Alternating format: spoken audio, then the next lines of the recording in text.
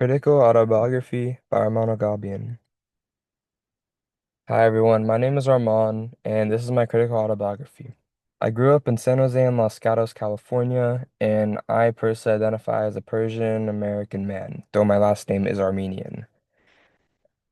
The many identities I have had, being the Persian, the American, and this last Armenian name, honestly have shaped the way that I experience my school, my work, and my community.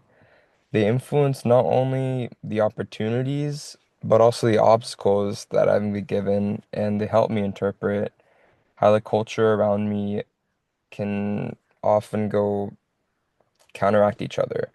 As between the two cultures, I'm given a constant sense of learning and translating and just trying to understand where I fit and how to honor my family's past while also building my own future. Overlapping identities and intersectionality.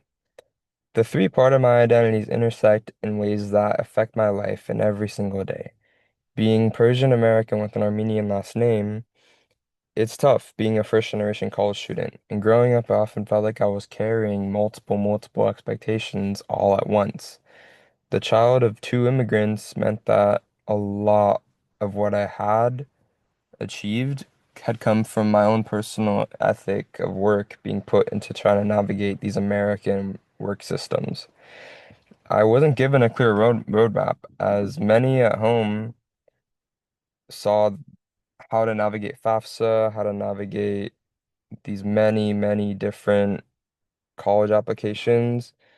It was tough, and at home, I was expected to always respect and preserve my parents' traditions, and at school, I was expected to fit in seamlessly into a completely different set of norms, into a completely different culture. And the overlap honestly shows me how powers work together. And the system of powers sometimes in ways gives me an advantage, but also makes things harder, as this is honestly the pure definition of intersectionality. Different identities combine to shape different experiences in unique ways. Systems of power and systemic inequalities. Growing up, I noticed that racism had played a big part of my life and taught me a lot about society.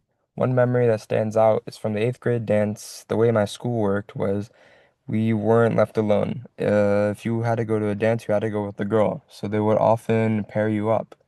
And then, sorry to be insensitive, but I was with a white girl who didn't know any better but to look at me like I was a monster.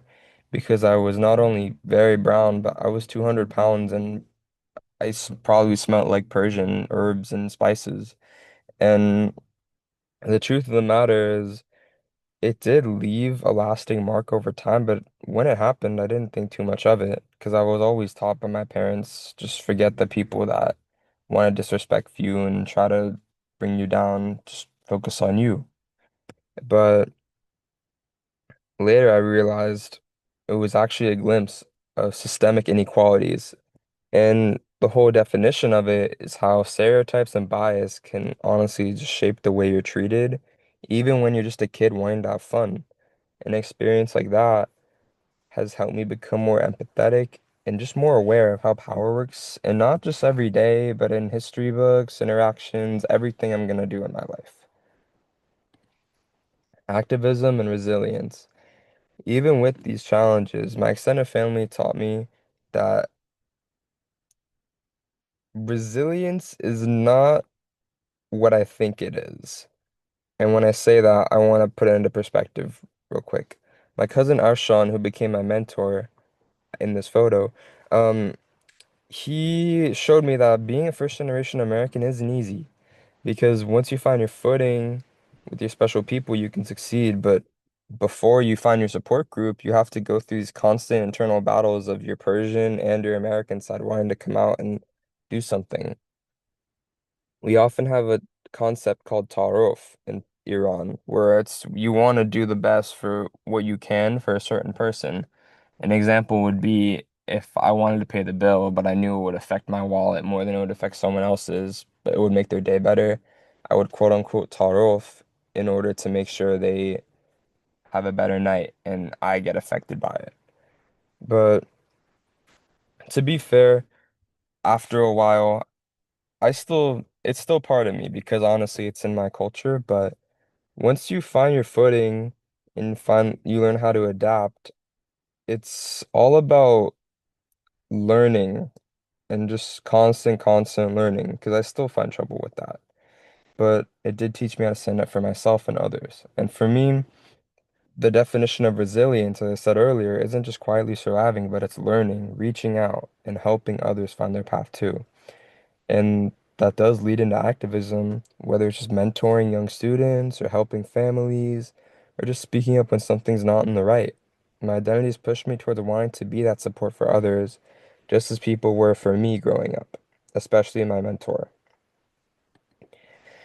Contributions and historical context. So my story connects to a larger history of the Persian community, as my dad came here in the 1970s to get educated and start a new life. He went to CSUN and got his 4-year degree in economics just to learn basically how to navigate this world and what supply and demand were, and in general, how he can thrive as an immigrant.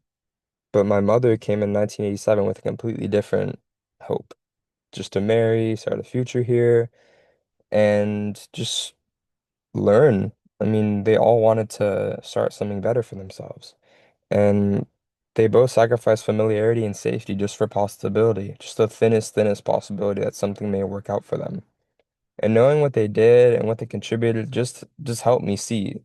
It really helps me see my place in the American society, as the historical context of my identity is just it shows me my life is part of a bigger story of migration and education and building new roots.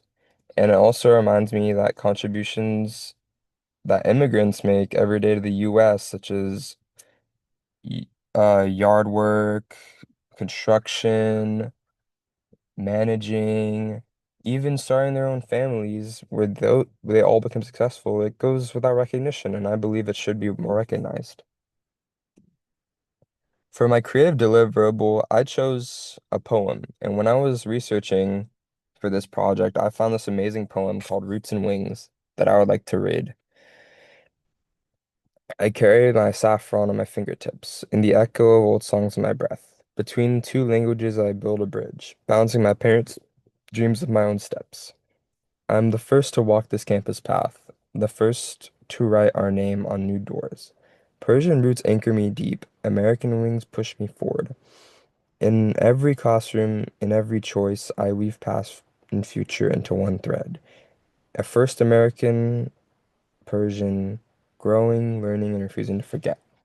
And I chose this poem because this is how I deeply felt growing up, was I was always trying to honor my family, but I wanted to push forward and I had to learn how to be a little selfish, but in return, I kept what I learned and I made the best of what I could during the time.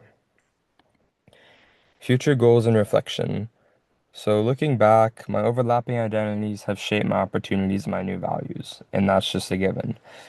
Understanding the systems honestly make me want to support first generation kids, especially those who are struggling mentally. And I say this because I was one of them, and I know several of them that have had that.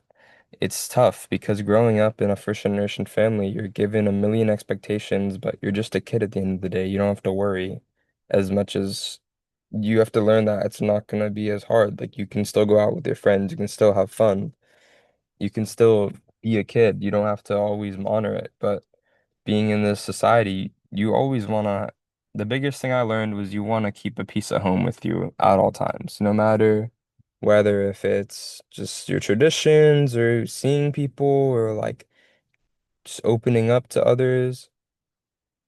You want to do the best to stay home, but also grow as a person because home's always going to be with you wherever you go. And I hope that the next generation of students, as I do for my kids and they do for their kids, they're all going to learn that you're not alone and you can all do it. And if we all work together, it can stop and we can make a more progressive future.